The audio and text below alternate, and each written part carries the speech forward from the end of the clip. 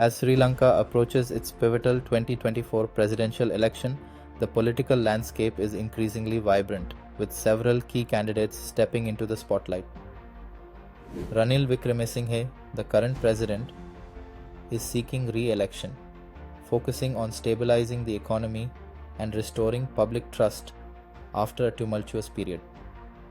His experience positions him as a stabilizing force, but voters are questioning whether he can deliver meaningful change. Sajid Premadasa, leader of the Samagijana Balavegaya, is emerging as a strong contender, advocating for social justice, economic reform, and addressing widespread inequality. His campaign resonates with those seeking a fairer distribution of resources.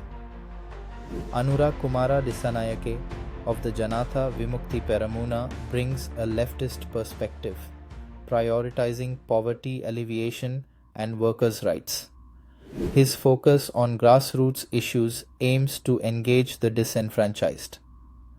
The rise of independent candidates signifies a shift in voter sentiment, highlighting a desire for alternative voices in politics. As voter concerns about economic recovery, governance, and national unity intensify, each candidate's stance on these critical issues will be essential in shaping Sri Lanka's future direction.